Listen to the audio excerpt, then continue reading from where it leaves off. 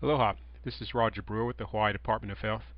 Today I'm going over a presentation that I initially gave at the Battelle conference in Palm Springs, California, May 2016, entitled Petroleum Vapor Intrusion Facts, Fallacies, and Implications, and the Need for 1,000 plus liter indoor air and subslab vapor samples. I've added a few details to the initial presentation I gave at the Battelle conference, and also at the end I've added some information about a proposed subslab vapor study that we hope to do later on this summer. These are some key references published by our office. The first, entitled Risk-Based Evaluation of Total Petroleum Hydrocarbons in Vapor Intrusion Studies. This is a paper published by Josh Nagashima and I, working with several consultants. And in this paper we review the details of a field study we carried out on the chemistry and toxicity of petroleum vapors. We focused on vapors from middle distillate fuels, diesel and jet fuels. We also include some data on vapors from gasoline fuels. And this will be a focus of the presentation we're about to give. The second paper on subslab attenuation factors, again published by Josh Nagashima and I, this one in 2014, entitled Estimation of Generic Subslab Attenuation Factors for Vapor Intrusion Investigations. Now this paper, we're not going to go into detail in this particular presentation. I gave it at an earlier conference of Battelle in 2014, and I'll record that as a separate presentation and post it. This actually, we're not going to go into detail again in this particular presentation, but it's an important paper. We challenged the subslab attenuation factors that were developed by US EPA in their vapor intrusion guidance in the early 2000s. That was only published in June 2015 after this paper came out. And they didn't have time to review our particular paper along with several other papers that challenged the results of their study. The problem with their paper is they used a single subslab soil vapor sample and compared that to a single indoor air sample to estimate an attenuation factor for vapors intruding into a building. And this would only work if the vapors under the slab are uniform, and we know now that we can't rely on uniform vapor concentrations under a slab. So the attenuation factors they calculated were erroneous. This actually makes a big deal when you're calculating screening levels for vapor intrusion. Using the attenuation factors they developed would reduce screening levels to the low parts per billion range for a lot of the chlorinated solvents and other compounds, which is way excessively conservative and just not realistic in field data that we've reviewed. We'll go over that in a separate presentation. Last two documents, Technical Guidance Manual published by our office. This covers the collection of indoor air samples and especially soil vapor samples, including subslab vapor samples. And then the second document, Environmental Hazard Evaluation. This is where we present our action levels or screening levels for TPH.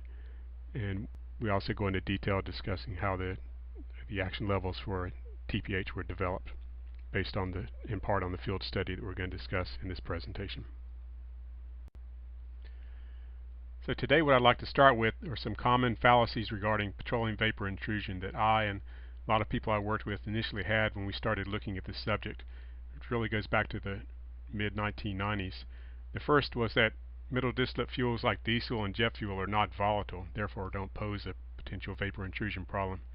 The second was that petroleum vapors are dominated by benzene and other aromatic compounds. The third is that risk-based indoor air and soil gas action or screening levels can't be developed for TPH or total petroleum hydrocarbons, with TPH being all the other compounds in the vapors other than targeted compounds like benzene.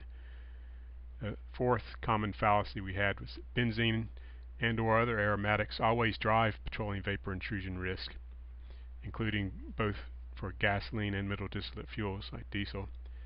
The fifth was that vapor phase aliphatics degrade much faster than aromatics. For an example, this is common output of the biovapor model. Sixth, that TPH, and again the non-BTEX fraction, degrades below levels of potential petroleum vapor intrusion concern within a very short distance of the source. Again, some models are predicted within 3 feet of the source. So again, it's not much of a problem. Number 7 is that small volume subslab soil vapor samples are best able to capture hot spots and assess worst case vapor intrusion risk under slabs. And then The eighth is that exceeding a screening level implies a potential risk. And we're not going to get into the latter common fallacy at this point. So now let's go through these one by one. First, now I'm calling them facts instead of fallacies. So fact number one, diesel and jet fuels generate significant vapors. Again, this is based on a field study that we carried out in 2012. It's published in our paper 2013. This is really obvious in the field for anyone who's worked at sites that are contaminated, say with jet fuel or diesel fuel. There's obviously a lot of vapors there. And this some examples of the soil gas data we got at a weathered JP4, JP8 site. TPH concentrations in the vapors over 30 million micrograms per cubic meter.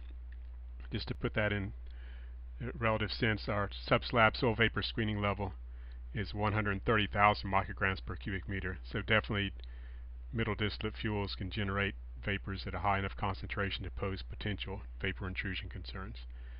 The second site shown here is at a weathered diesel site.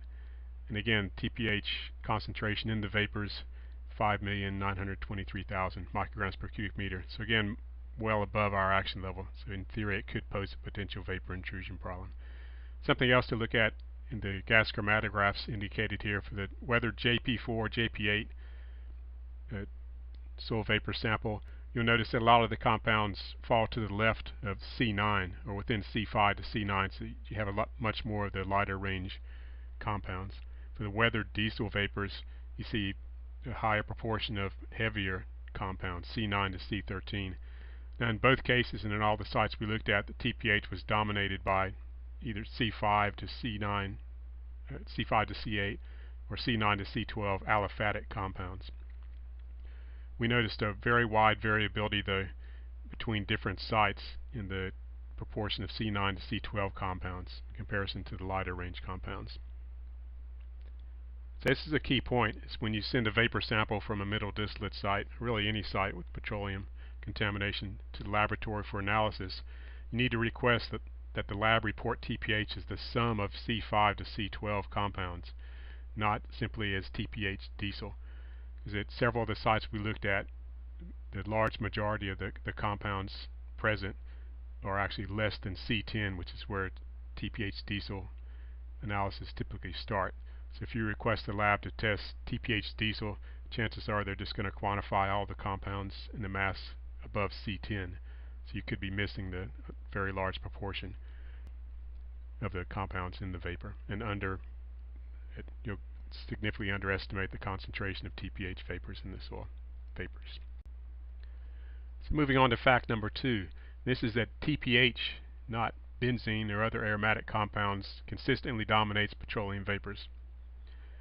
And in the slide you see here, the graphs are from the field investigation we carried out in 2012, published in 2013. For fresh gasoline vapors and for fresh diesel vapors, in both cases you can see that TPH, again mostly aliphatics, dominate the vapors with only a small proportion of BTEX. Gasoline vapors, there was a slightly higher concentration or proportion of BTEX or aromatic compounds than in diesel vapors. One thing we consistently saw was that at weathered sites, the aromatic component of the vapors was significantly reduced at both gasoline sites and diesel sites. So it appears that the aromatic compounds are being removed faster than the aliphatic compounds as sites age. Fact number three, risk-based methods for TPH have been available since the 1990s. And actually our office was involved in some of this work with a group called the Total Petroleum Hydrocarbon Criteria Working Group. Over 100 people in Hawaii and on the mainland got together to write guidance on the risk-based evaluation of petroleum compounds, of TPH specifically. So several entities have published toxicity factors for TPH and TPH carbon ranges we'll look at in a minute. Massachusetts, the TPH working group we mentioned, the U.S. Department of Human Health Services, 1999, Washington State in 2006, California in 2009, U.S. EPA also in 2009. So there are available toxicity factors for TPH specifically. Most of the toxicity factors published are fairly similar except for C5 to C8 aliphatics. And some of the early guidance published by the TPH working group these compounds weren't considered that toxic.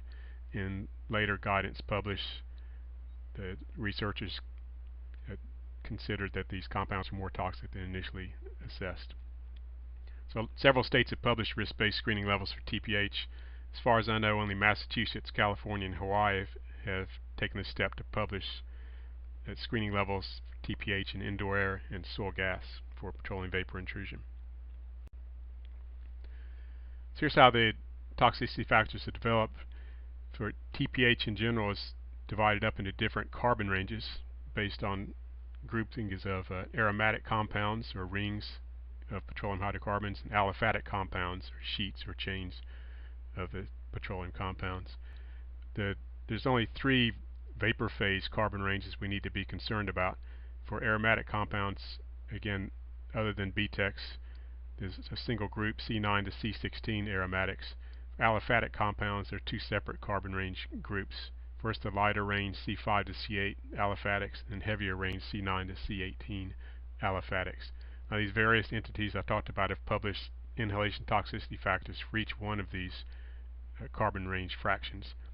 The toxicity factors I'm showing here are based on guidance published by the US EPA in 2009 as we use it in Hawaii. So one thing to look at is for the C5 to C8 aliphatics, the reference concentration published that we refer to as 600 micrograms per cubic meter. Now, the higher the concentration, the less toxic those compounds. So in this case, based on the toxicological studies and reviews, being exposed to a concentration of TPH C5 C8 aliphatics at a mean concentration of 600 micrograms per cubic meter per day for long periods of time won't pose a significant health risk. Now, for the heavier range carbon fractions, the conclusions have consistently been that these groupings of compounds are more toxic than the lighter range compounds. And the US EPA assigned the same reference concentration as we use their published information to both the aromatic and the aliphatic component for the carbon ranges. In this case, they reduced the reference concentration to 100 micrograms per cubic meter. So a lower concentration again indicates a higher toxicity. Again, a TPH in general is just the sum of all these different carbon range fractions here. So once we have inhalation toxicity factors for each one of these carbon ranges, then we can generate indoor air screening levels as well as subslab soil vapor screening levels. So for example, for the C5 to C8 aliphatics, the reference concentration again that we use, 600 micrograms per cubic meter. If you plug this into a EPA's screening level model for ambient air, then you get an indoor air screening level of 630 micrograms per cubic meter. This just takes into account the number of days per year a person's assumed to be exposed to these vapors. In Hawaii, we would multiply the indoor air screening level by a factor of 1,000 to generate a subslab soil vapor screening level, or in this case 630,000 micrograms per cubic meter. Now for C9 to C18 aliphatics and the heavier aromatics, again we have the same reference concentration assigned to each one of these carbon range fractions. So we generate the same indoor air screening level of 104 micrograms per cubic meter in both cases, so lower than the lighter range aliphatics. And the subslab soil vapor screening level, again 1,000 times this, is 104,000, or rounded off to 100,000 micrograms per cubic meter.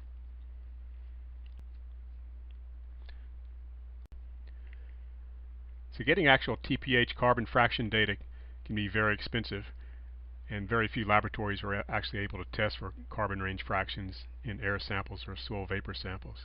So you really have 2 options. On a site-specific basis, you can have a few tests run and come up with a default composition of TPH in the petroleum vapors, and then use this to calculate weighted or total TPH screening level for that site. Then in the subsequent samples, you only need to test for TPH and compare that to your site-specific screening level. As an alternative, and what we include in our guidance, is you can come up with a default carbon range composition for different types of petroleum fuel vapors, and again calculate a total or weighted TPH screening level based on these default compositions, and then people can screen their data, site-specific data, against these default screening levels published by our office. So in the first example here, this is our default composition for gasoline vapors based on existing data. In this case, we're assuming that the vapors are composed of 99% C5 to C8 aliphatics, and then a much smaller proportion of C9 to C12 aliphatics and C9 to C10 aliphatics.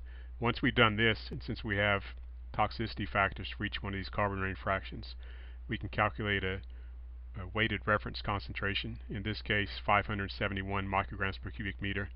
And based on this reference concentration, we can calculate an indoor air action level or screening level of 600 micrograms per cubic meter. And we can calculate from this soil gas or soil vapor screening level. This is for subslab soil gas, again times 1,000 using our guidance, or 600,000 micrograms per cubic meter. We can do the same thing, and we did do the same thing for diesel vapors. We assumed a default composition of 75% C9 to C12 aliphatics. So again, these are the more toxic aliphatics, and only a 25% composition of C5 to C8 aliphatics. Again, in our field study and other data we've looked at, the proportions of heavier to lighter range aliphatics in diesel vapors varies very dramatically, and we haven't seen any specific pattern to it. So in this case, based on this assumption, we calculate a weighted reference concentration of 126 micrograms per cubic meter for diesel vapors in general. Again, this is a generic TPH reference concentration or toxicity factor for diesel vapors. From this, we calculate an indoor air screening level of 130 micrograms per cubic meter, so again much lower than for gasoline vapors, just looking at the TPH fraction. And then a corresponding soil gas screening level of 130,000 micrograms per cubic meter, so again lower. Something interesting here is if you look at the odor recognition thresholds for gasoline vapors and diesel vapors, and one assumption we've had in the past that I didn't mention before was that chances are you'll be able to smell the vapors before you reach a level where they could pose potential health risk. That's actually true for gasoline vapors. The odor recognition threshold is somewhere around 750 micrograms per cubic meter, so just over, or really just at, our indoor air screening level. So you'll know when you're being exposed to gasoline vapors at a concentration that could pose potential health concerns. That's actually not true for diesel vapors, assuming that these reference concentrations have been published or accurate. The diesel vapors odor recognition threshold is well over that. It's 3,500 micrograms per cubic meter from one reference we have, whereas our indoor air action level is 130 micrograms per cubic meter. So in theory, you could be exposed to diesel vapors at concentrations an order of magnitude above concentrations that are assumed to be safe from inhalation risk and not know it. That's something to think about, and we hadn't thought about before. So we've documented that TPH dominates petroleum vapors, and we demonstrated how risk-based screening levels can be developed for TPH in indoor air and soil vapors. A fallacy, again, we had in the past was that even though we knew we could do this 20 years ago, benzene would still drive petroleum vapor intrusion risk over TPH. And the fact is that TPH can drive petroleum vapor intrusion risk if sufficiently dominant over benzene. So now imagine for the room that you're sitting in at the moment that the room was impacted with diesel vapors or petroleum vapors, TPH in general, in the complete absence of benzene. So in this case we would say that the TPH drives petroleum vapor intrusion risk. Let's add a few molecules of benzene to the air inside the room you're in. A few molecules aren't going to make that big of a difference in terms of risks. So TPH would still drive petroleum vapor intrusion risk even though there's a trace amounts of benzene in the indoor air. So looking at this more quantitatively, and this is discussed in our 2013 paper, if the ratio of TPH to benzene in indoor air is greater than 2,000 to 1, then the TPH is sufficiently dominant over benzene that TPH is going to drive vapor intrusion risk all the time, even if you're using a cancer risk target for benzene of 10 to the minus 6 and using a really low benzene screening level.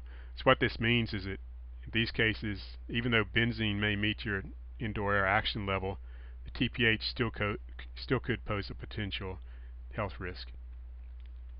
When the ratio of TPH to benzene is between 300 to 1 and 2001, then TPH could drive vapor intrusion risk depending on the carbon range makeup of the TPH. Again, if the TPH is composed of the less toxic, lighter range aliphatic compounds, then the ratio could still approach 2000 to 1, and benzene would still drive risk because the TPH component really isn't that toxic. If TPH is dominated or has a large proportion of these C9 to C18 aliphatic compounds that are more toxic, then the ratio of TPH to benzene only needs to be around 300 to 1 for TPH to still drive potential vapor intrusion risk over benzene. So even though the concentration of TPH or the proportion of TPH in the indoor air is lower, TPH would still drive vapor intrusion risk. Now once you get below a TPH to benzene ratio of around 300 to 1, then benzene is always going to drive vapor intrusion risk. So no matter how toxic the TPH vapors are, there's just not enough TPH in terms of relative proportions to drive risk over benzene. So we call these different thresholds the TPH to benzene critical ratio. The next slide we look at the field data that we collected at our sites in Hawaii. And in this case, TPH drives petroleum vapor intrusion risk over BTEX, and I threw naphthalene on the end of that, at diesel and low benzene gasoline sites. In the case of weathered sites, every one we looked at. Let's look at this in more detail. For looking at fresh vapors first, for gasoline, the TPH to benzene ratio was 170 to 1. It's a very high proportion of benzene in these samples, which in this case this causes benzene to drive vapor intrusion risk over TPH. So thinking about it this way, if you take care of your benzene problems at this TPH to benzene ratio, then you're taking care of your TPH problems also at the same time. A surprise we got was for diesel vapors. At least the diesel fuel we tested had a lot of benzene in it. The TPH to benzene ratio was only 200 to 1. So again, not enough TPH in the vapors to drive vapor intrusion risk, and even with diesel vapors, fresh benzene drove vapor intrusion risk. JP8, jet fuel we looked at, it was right on the borderline. Its TPH to benzene ratio was 300 to 1. So TPH starts to come into more of a play in terms of risk. In this case for JP8, if you took care of your TPH, so say you only looked at TPH in your vapors and you remediated a site to bring the TPH vapor concentration down to some action level, then you would also be taking care of the benzene at the same time. And vice versa, same thing for benzene. Now let's look at our weathered sites. These are some of these sites, the releases occurred 10, 20, or even 30 years ago. At site A, it was JP4 and avgas, so more of a gasoline component to the fuel release. So we would initially expect a fairly high proportion of benzene, but at this site, and this represents multiple samples collected from the site, the TPH to benzene ratio was well over 1,000 to 1. The TPH component of the vapors, though, was closer to the being dominated by lighter range aliphatics, the C5 to C8 aliphatics. So in this case, the risk posed by benzene and the risk posed by TPH in the vapors was roughly equal. So the benzene, if you meet your benzene action level, again, you'd also be meeting your TPH action levels for vapor intrusion. At the other sites, though, we saw a different story, and this is at sites that are more dominated by your middle distillate fuels. So in site B, C, D, and E, again, these are all different jet fuel and diesel fuel release sites except for site D. TPH to benzene ratio well over 2,000 to 1. So once you see that, if you just have TPH and benzene data, you don't need to look at carbon range fraction data or anything. Immediately it's over 2,000 to 1. So just from a toxicity standpoint, even if the TPH was as least toxic as you can get, dominated by C5 C8 aliphatics, the TPH still drives vapor intrusion risk over benzene. So the key point here is, if you only look at benzene and vapors at this site, then you could be missing potentially significant petroleum vapor intrusion risk, because your TPH still could be at concentrations well above action levels for vapor intrusion, even though your benzene meets action levels for vapor intrusion. Interesting thing at site D, this is a site, it was a gasoline release, You can see it was dominated by C5, C8 aliphatics, just like you'd expect for gasoline, but there's little to no benzene in the vapors. So almost a 10,000 to 1 ratio of TPH to benzene. We've seen this at several sites now in Hawaii, gasoline release sites. Also seen it at several sites on the mainland that people send us data for. A key point to remember is, or think about, is around 2005, federal regulations came out requiring a decreased component of benzene in gasolines. So what's happened is in the newer releases of gasolines, you don't see much benzene in the vapors. The vapors are dominated by TPH. And some of the sites we've looked at, the ratio is well over 2,000 to 1.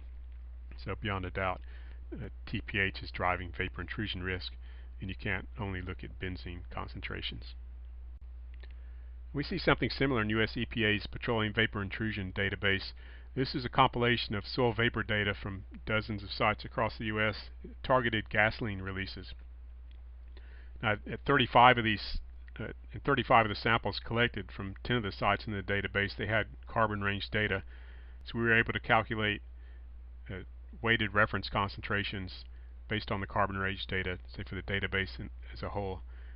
One surprise we got here looking at the database, since it was supposed to be focusing on gasoline vapors, was a relatively high proportion of C9 to C12 aliphatics in the vapors that included in the database. This caused the weighted reference concentration to drop much lower than we would have expected for gasoline vapors, to 275 micrograms per cubic meter.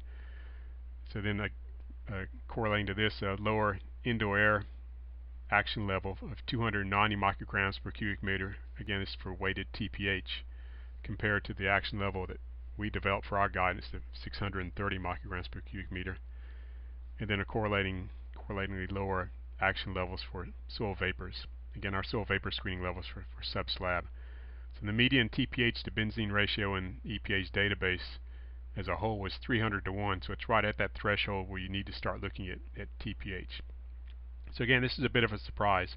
For whatever reason, a lot of the samples included in EPA's database for gasoline release sites had a relatively high proportion of the more toxic C9 to C12 aliphatics. And we don't know if this is due to mixing of diesel or kerosene vapors at some of the sites, or if for whatever reason the gasoline being used at these sites or released at these sites was originally made that way and just had a larger proportion of C9 to C12 aliphatics.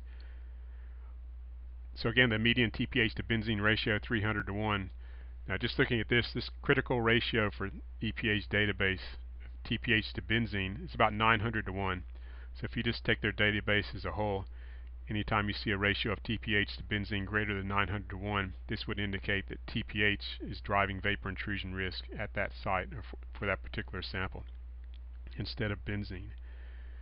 They had about 1/3 of the samples included in the database, actually the TPH to benzene ratio was greater than 900 to 1, so very little benzene in their vapor samples supposedly from gasoline sites.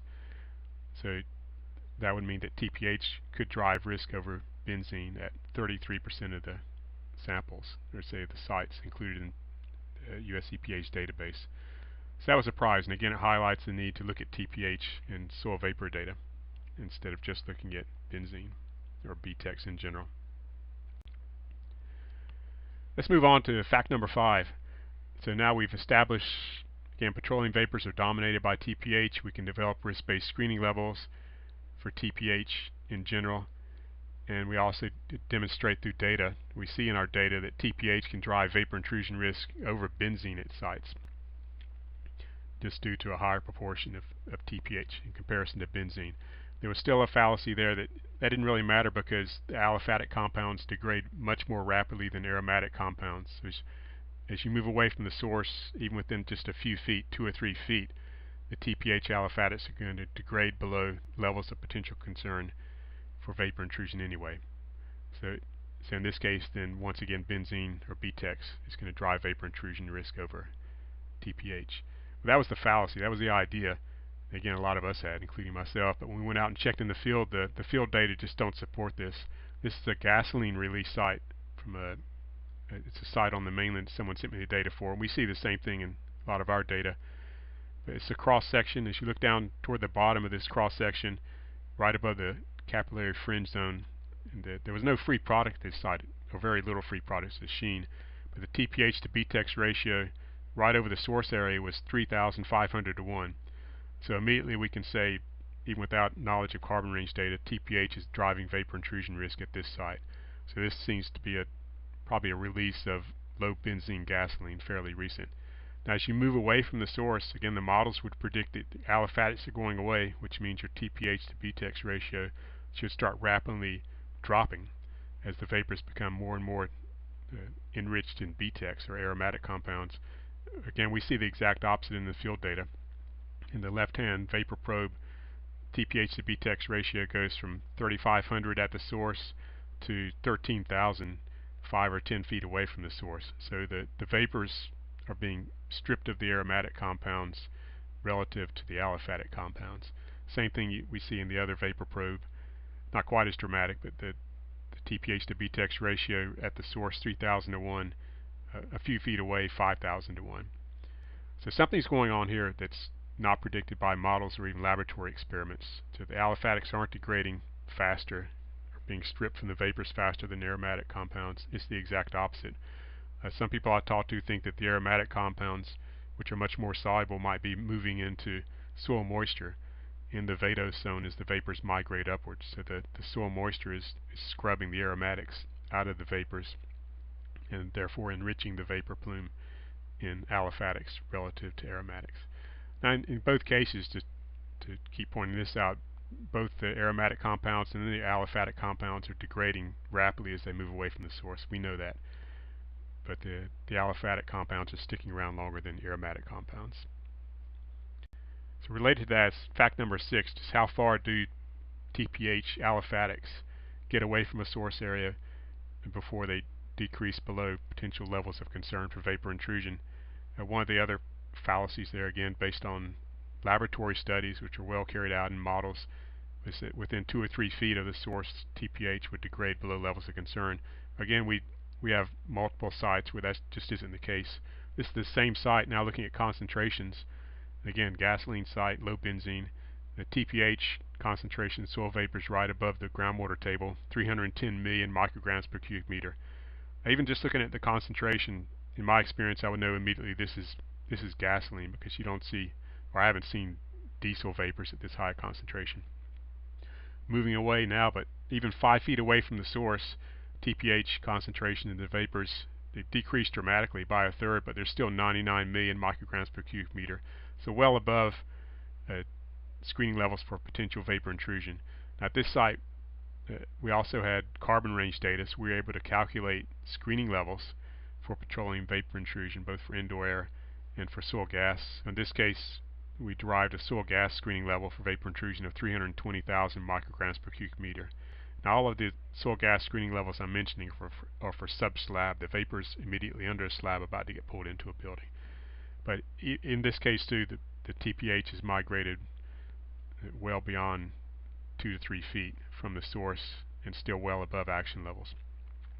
So the bottom line here is fact number 6, is that the default 15-foot PVI separation distance that was published in both US EPA and ITRC's PVI guidance in 2015 should also be applied to TPH as well as benzene. And you can't assume that the TPH is going to degrade faster than the aromatics or the benzene as it migrates away from the source. And to this date, we don't have any sites where we've seen TPH vapors above our action levels more than 15 feet from the source. But a key point to remember here is we don't have that many sites where we have data more than 15 feet from the source for soil vapor. That's actually the same case for EPA's PVI database. If you look at it, there's a sharp drop-off in concentrations of TPH or benzene above action levels once you get to 15 feet. But if you actually look in detail at the data they have, or the database itself, they have very few samples for soil vapors collected more than 15 feet from the source.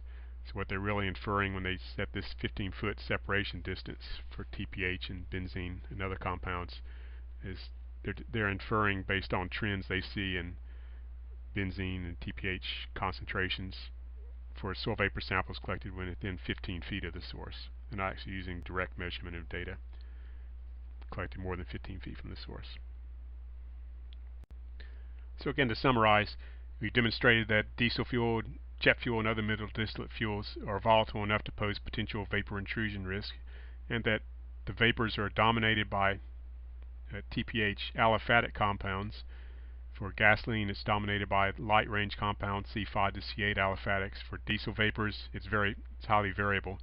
The vapors we looked at can be dominated either by lighter range aliphatics or heavier range C9 to C12 aliphatic compounds.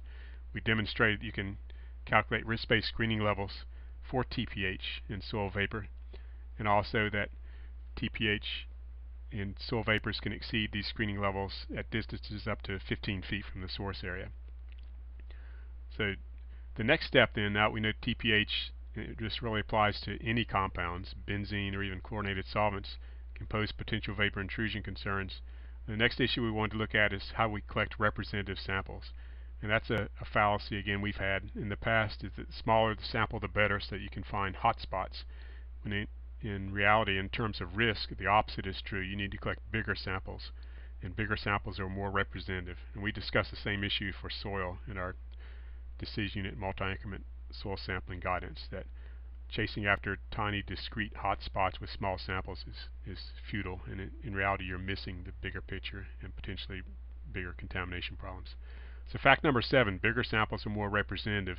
Two key references. First, with Indoair, Helen Dawson, who is on one of US EPA's leading vapor intrusion experts until recently before she retired. It's a document she published. It's actually a presentation she gave, examples and measures of temporal variability in indoor air concentration arising from vapor intrusion. We're going to look at this in just a minute. And next really important paper to look at is by McAlary and others, 2010, where you talk about an idea of high purge volume sampling, a new paradigm for soil gas monitoring. And this is published in 2010, and in this case what they're really talking about is how to collect large volume soil vapor samples to get more representative data, and we'll look at that also.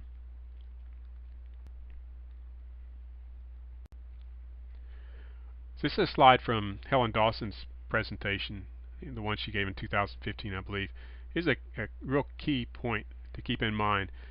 What they did at a site, controlled site, they knew they had vapor intrusion problems, and assuming that all the impacts to indoor air were caused by vapor intrusion, is they compared data collected over short periods of time versus long periods of time, and looked at how the mean concentration of VOCs in indoor air changed, if at all, during these periods. And they did change. And one thing that she consistently saw in both 24-hour samples collected inside of a house and 7-day samples collected inside a house is that the mean concentration of VOCs increased the longer you collected the sample, or the larger the volume of indoor air that you actually tested.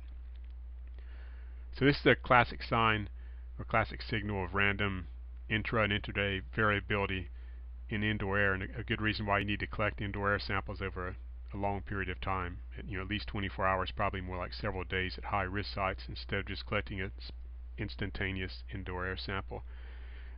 What this is assumed to be caused by is temporarily higher concentrations of VOCs in intruding vapors that are getting into the house, impacting indoor air and causing a temporary spike in concentrations of these target VOCs in indoor air.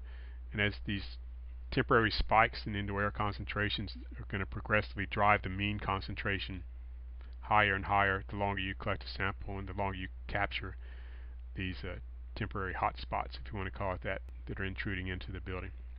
Now at some point it's going to level off, and you'll have a representative mean concentration of VOCs inside indoor air for looking at long-term exposure. The key though is that you need large volume samples and long duration samples to capture this variability and estimate daily mean concentrations of the VOCs in indoor air and adequately assess risk. So that's indoor air, and it's fairly easy to collect long duration and large volume indoor air samples. People have actually been doing it for some period of time, and what Helen's work has demonstrated that you really need to do this to get representative data. So how can we do this for soil vapor data, especially subslab soil vapor data? So these are the vapors about to intrude a structure. It's So it's important to be able to screen these vapors to assess potential vapor intrusion risk, and also to compare it to indoor air data at the same time to document where the vapors are coming from. Now, if you ask a risk assessor what kind of data you need to assess vapor intrusion risk in terms of subslab soil vapor samples, then what they're going to say is, well, I'm going to look at chronic exposure over 30 years. So assuming a vapor entry rate of 5 liters per minute for a 100 square meter residential home or for floor space in general, what I need from you, the people collecting the samples in the field, I need the mean concentration of VOCs in the next 75 million liters of vapors that are intruding that building over 30 years. Well, of course, you can't do this in the field. For one thing, the vapors haven't even been created yet under the slab. So even looking at a 6-year exposure, then the equivalent volume of vapors intruding a structure over 6 years based on these assumptions of the vapor entry rate, 15 million liters. And that's what the risk assessor needs to assess risk over a 6-year period. Typical for non-cancer risks, they need the mean for the next 15 million liters of vapors intruding the building. Of course, that's impossible. And you can see even over shorter and shorter exposure duration periods, you still have a substantial volume of vapors intruding the building, and the data that the risk assessors need to assess risk, even down to 1 day looking at acute risk.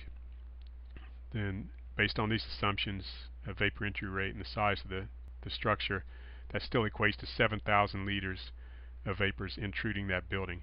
And what the risk assessor again needs is they need the mean concentration of whatever the target VOC is in those vapors intruding the building. They're not really concerned about the variability of concentrations within the vapors intruding. You'll get some spikes up and down. They just need the mean. So how do you do this? That's the challenge. And in the next slide here, the question is, are these discrete, as I would call them, soil vapor samples we've been collecting, representative or adequate for the risk assessors to assess vapor intrusion risk? Well, probably not. They're way too small to reliably estimate the mean concentration of vapors intruding a building, even over 1 day with 7,000 liters. Now, in this slide here, I depicted the area covered by a subslab soil gas sample based on different volumes of sample collected. You can see the 2 meter bar adjacent to the depiction of the area covered. So a 50 milliliter sample, which some people have used trying to identify hot spots, it's only a few centimeters across. It only covers a few centimeters of the floor space. Under any given slab, 100 square meter slab, the volume of vapors in the upper 6 inches to foot of soil under that slab is in the tens of thousands of liter range. So if you're only collecting a 50 milliliter sample, then what's the chance that 50 milliliter sample is representative of the vapors under the slab, or the vapors that might be intruding the building at any given time? Well, it's pretty minimal. For one thing, that you can't be certain of large-scale vapor patterns under the slab, and you can't be certain that where you're collecting that 50 milliliter sample is representative of even the higher concentrations of vapors under the slab, unless you collect lots and lots of samples. Now, even a 1 liter sample, you can see the size of it. Again, it's just a few tens of centimeters across at most. So a 1 liter soil vapor sample collected under a slab, again, is just too small to represent the vapors under the slab, unless you can assume that the vapors are completely uniform, which hasn't, to my knowledge, been documented under slabs. You usually see a lot of heterogeneity of vapor concentrations under slabs, even if there is a trend. So let's get 6 liter samples. They're much bigger, but again, even a 6 liter sample is only representative of an area of soil, say the size of a beach ball. So if you think about how big the slabs are for a building, what's the chance that these beach ball size areas of soil, volumes of soil that you've tested, the vapor concentrations within that relatively small area are representative of the vapor under the slab in general, much less the vapors intruding the building? Again, not much. You can move out to 100 liter samples and such, and again, even 100 liter samples are just too small to reliably represent the much larger volume of vapors intruding into a building over even a single day. So we need a better method to calculate or to collect representative soil vapor samples. So in these last few slides, but I want to discuss the proposed subslab vapor plume characterization study that our office hopes to carry out later on this summer, pending funding.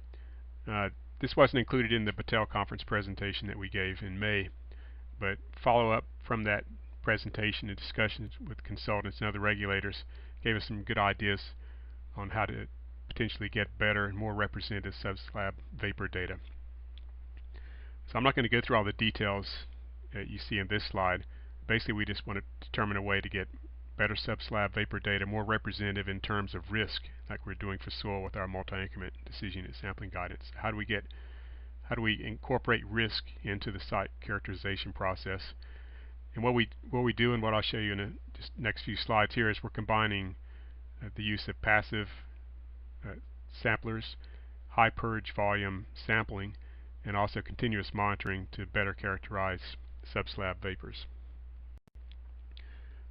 So one problem we've had is finding a site that we can use, and just by chance we happen to have a dry cleaner site with known vapor plume, PCE, a little bit of TCE under the slab that is just ideal for carrying out this type of study. So this is just an aerial image of the dry cleaner. The building has actually been taken down, so now only the slab is there. Here's the next slide. Here's the picture of the site. So this is ideal. For one thing, they don't care how many holes we punch through this slab. They're going to rip it up within the next few months and put a new building on top of the site. It's about 10,000 square feet, roughly 100 feet by 100 feet in an area. The slab's intact, in good conditions. There's not a lot of large cracks in it. So again, it's ideal for a field study. This slide presents a summary of passive soil vapor data collected at the site in 2002. I'm not sure what type of passive sampler was used at this time. I haven't bothered to check. The key point here is that within the targeted area that we hope to carry our study out in, they installed 12 passive samplers immediately under the slab. PCE was detected in all the samplers, and TCE in a few of them. The main point to focus on here is the one sample that was much higher than the other samples. It showed up as a hot spot in this isoconcentration map. And one thing we've learned from our discrete soil sample investigations and studies is to never trust a hot spot based on a single sample. So what if we shifted the grid here for passive samplers over 5 feet or 10 feet and then tested it independently a new set of samplers? What's the chance that a hot spot would reappear, or that the isoconcentrations would map perfectly with the initial map based on the initial set of samplers? Probably fairly low based on our experience. And in reality, we just don't know for soil vapor because we don't have enough data. That was actually the case at this site. This is 2016. They went back and collected active soil vapor data. And now on the right is a summary of the subslab data. And you can see now the hot spot, which came out PC 188,000 micrograms per cubic meter. I believe these were 1 liter soil vapor samples. It shifted over to the right significantly. And in these areas too, the original passive sampler data predicted rapidly decreasing concentrations of PC in soil vapors. So the more samples you collect, not surprisingly, especially at dry cleaner sites, we've seen this multiple times, the more complicated the soil vapor picture looks under the slab. So the vapor plumes are much more heterogeneous than might initially be thought based on a small number of discrete passive samplers or even active samples. And there's really, when you compare the data, there's no clear pattern in VOC concentrations under the slab, and that the sample points are just too few. And more importantly, we think, is the sample volumes are just too small. You're getting lost in random small-scale variability of VOC concentrations in vapors under the pad. So how can you get around this problem of potential high heterogeneity of VOC concentrations in vapor plumes under slabs and collect more representative data, the type of data that a risk assessor needs to assess potential vapor intrusion risk? And really, we want to target large volumes of soil gas again under slabs. Well, this is an initial outline for the study we're hoping to do later on this summer. So our proposal right now is to divide this slab up into 25 cells. Each cell is 20 feet by 20 feet, roughly, so about 400 square feet. And then get higher resolution data for each one of the cells and use this to identify larger scale patterns. So in this case, I've just placed the cells on top of the passive sample data to see how so you can see how the cells fall out. Here's a a slide showing how the cells are laid out with respect to the active soil gas data that we have for the site. And I forgot to mention before on the left-hand slide here, we also have some data for deeper soil gas samples collected at the site 3 to 5 feet below ground surface. I should also mention that this site, there's groundwater is around 8 to 10 feet. There are no PCs or no VOCs in the groundwater detected, or very trace concentrations. So you actually see lower concentrations of PC in the deeper soil at this site than the soil immediately under the slab, which seems to be characteristic of a lot of dry cleaners that we looked at. So again, this just shows where the proposed grid cells fall with respect to the existing data. So next, what our plan is to do is to install 4 passive samplers in each one of the 25 grid cells at the site. And then instead of testing each individual sampler, what we're asking the lab to do is combine the samplers and test them as one single sample, and we'll get one single number for each one of the grid cells. This way, we're hoping to be able to capture any variability within that grid cell and better represent the nature of vapors under the slab within that specific area. And then we would use the data for each one of the grid cells to map out large-scale vapor plume patterns under the slab. Now, in sampling theory, if you're familiar with multi-increment sampling or incremental sampling guidance, the one thing you need to do when you're collecting field data is test the precision of your data. So in this case, in 3 of the cells, grid cells here are depicted in green, we're going to collect 3 separate sets of passive samples. And then we'll test each set of passive samples independently. And we'll compare the data for each one of those sets to get an idea of what the total precision of our data are, especially in terms of field precision in making interpretation. This is something that's never really done in discrete sampling approaches. Another thing we're also going to do here is in one of the cells, the one depicted in yellow, we're going to install 9 passive samplers and test each one independently, and to get an idea of what the small scale variability is within individual cells. There's already a lot of studies showing that the more samples you collect within one small area, the more complicated the data get. But we want to be able to document that for this site and see if that is indeed the case, and just look at what the magnitude of variability is within any given area. This is a slide just again that summarizes the replicate sample sets we're going to collect at the area. It's a test of reproducibility of the grid cell data.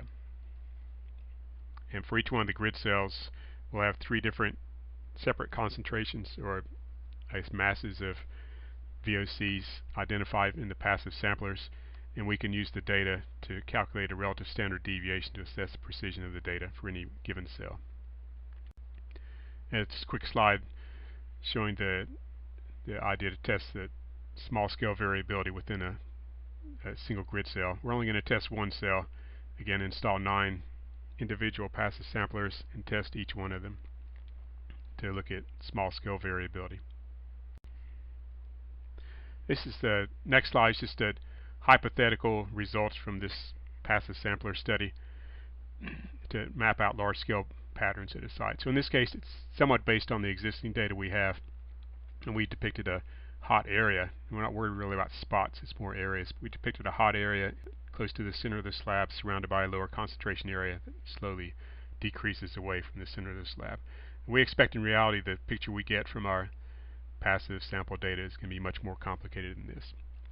But what we're going to use the information for next is to target an area for collection of a high purge volume sample, where we actually get into the slab, target an area, and collect a sample that's representative of thousands of liters of vapors within or under that targeted area of the slab, instead of just a few liters of vapor. So let's look at the collection of the high purge volume sample in a little more detail. Again, these are just ideas we're having at the moment. The black dot on the figure depicts where the high purge volume sample might be collected, assuming this distribution of vapors under the slab. So it's thinking again about in terms of volume, just within a 30-foot radius of this point in the upper 12 inches of soil immediately under the slab, assuming a 30% porosity, there are about 25,000 liters of air-filled pore space. So again, think about trying to represent that with small volume samples, like a 1 liter or even 6 liter sample. What's the chance it would be representative? we'd have to assume a lot of uniformity of the vapors on the slab, which may or may not be true. One thing you'll see, we just have a cloud depicted on top of this HPV point, lots of question marks.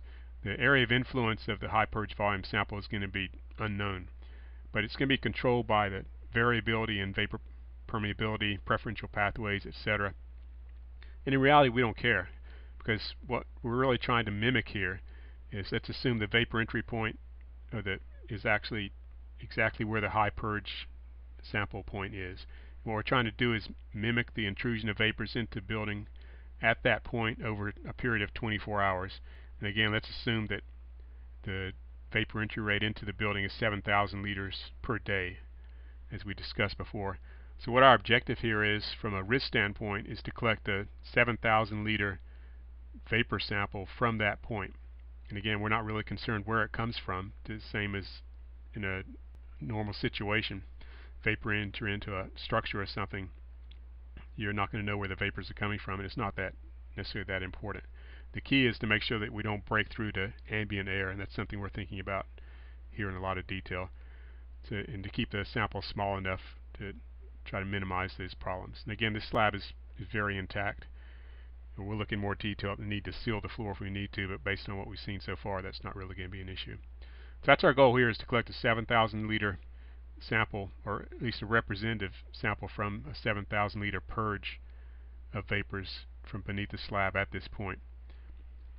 And this is how we're going to do that. If you're not familiar with this setup, this is a slide I've used in other presentations, how to collect a really big and really representative subslab vapor sample. This is based on the work that Todd McAlary and others have done in the paper he published in 2010. Now in this case here, we're going to modify this a bit.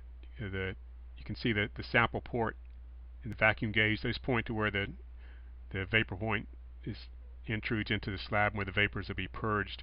You can't really see it in this slide very well, but there's a summa canister attached to that. What we're going to do is attach 3 summa canisters, probably 6 liter, to the purge line, and collect triplicate soil vapor samples as the vapors are being purged from that point. Also depicted in here, you see a shop vac. Well, shop vacs have a really high purge rate, and one thing we want to do is target a much slower purge rate, something we're still thinking about, but instead of in the thousands of liters per minute, our assumption right now is we're going to set the summas up to collect a sample over 30 minutes. So we want to be able to purge 7,000 liters of vapors over a 30-minute time from that point, and this would equate to a purge rate in the low hundreds of liters per minute. So we're going to slow the purge down. That also helps relieve concerns about desorbing absorbed VOCs, because you're purging so fast and you're creating a very high vacuum on the subsurface soils. Also, a slower purge would hopefully avoid or minimize concerns about downward leakage of outdoor air into the slab if there happen to be any fractures around, and just a more controlled sample collection. So ideally, the goal is to collect 3 summa canisters, again, to get representative samples of that purge line. We're collecting 3 samples. We only really need 1. We're collecting triplicate samples again to test the precision of the samples and the data we get. One thing we want to do also, again, to look at small-scale variability within a vapor plume is, as we're purging the line, is to continuously monitor the purge stream with a portable GC. And this has become a big issue, I know, for indoor air sampling, even for soil gas sampling at sites, to get a better idea of what the variability of VOC concentrations in vapor plumes are. And what this could document at this site, what we expect to see is a lot of variability in the vapors coming into the purge. And again, this would support the need for large volume samples instead of small volume samples to get representative data. This slide summarizes the total sample collection and analysis for the proposed study. First, for the passive samplers, our plan is to employ 129 passive samplers, install those under the slab. Now, out of these, most of these samplers are going to be composited, if you want to use that term, into groups of 4. So ultimately we'll only be paying for 39 analysis. But what this does, allows us to install a high density of passive samplers to get a better resolution of the vapor plume under the slab, but also help control our laboratory cost. It also helps us keep from getting distracted on the data for any single point, which isn't really the point of a subslab soil vapor investigation in the first place. Second, the active SUMA samples. We're going to collect 3 6-liter SUMA samples as part of the high purge volume test at the site. These will be analyzed using TO15. And then last, we intend to use a mobile gas chromatograph to continuously monitor the vapors during the high purge volume event. This is a summary of the presentation then. First, getting back to the beginning, middle distillate fuels like diesel and jet fuel are volatile. Petroleum vapors are dominated by TPH aliphatics. Risk-based indoor air and soil gas action or screening levels can be developed for TPH. Benzene is likely to drive petroleum vapor intrusion risk at high benzene, say probably pre-2005 gasoline release sites, but TPH is likely to drive petroleum vapor intrusion risk at low benzene gasoline release sites and at all middle distillate sites like diesel and jet fuel. TPH does not degrade faster than aromatics or BTEX. These are TPH in terms of aliphatics. From what we've seen in field data, at least for vapors, it seems to be the reverse, with the aromatics getting scrubbed or disappearing from the vapors at a higher rate than the TPH aliphatics. A minimum 15-foot separation distance is appropriate for TPH, the same as for benzene. So TPH, the aliphatics don't degrade within 2 or 3 feet of the source as previously thought. And then last, in terms of our field study, large volume indoor air and soil vapor samples are required to capture and represent small-scale vapor plume heterogeneity, or heterogeneity with indoor air. So what we really need to start thinking about in terms of subslab vapors or soil vapor in general, the same we do now for soil, is designation of a decision unit area or targeted area of a vapor plume where we want to collect a representative sample. We have to think more in terms of collecting a representative sample in terms of the volume required to make a accurate interpretation of risk, instead of trying to map out individual discrete points within a contaminated area or vapor plume. This is an important part of sampling theory, and we're going to try to do that using high purge volume samples to get a large volume, hopefully up to 7,000 liters vapor sample from beneath the slab at our study site. And again, attempts to use small volume samples down to 50 milliliters to identify acute hotspots, even in vapor plumes. It's misleading because that's not the volume that we're attempting to address in a risk. That said, tight grids of discrete sample data, vapor data, even if you composite, can be highly useful in identifying large-scale patterns for more representative sampling, the same as we've been doing for our soil sample guidance for the last 10 years in Hawaii, using decision unit multi-increment sample data.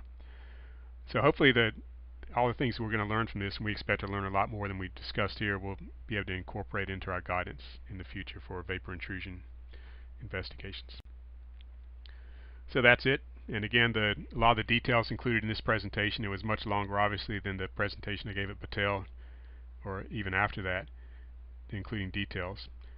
But so we've included a lot of the questions and thoughts that we had in this presentation, and we're looking forward to carrying out our field study. And the main objective again is to think bigger, the same thing we've done for soil. Think bigger, think in terms of risk, to get more representative data. Thank you.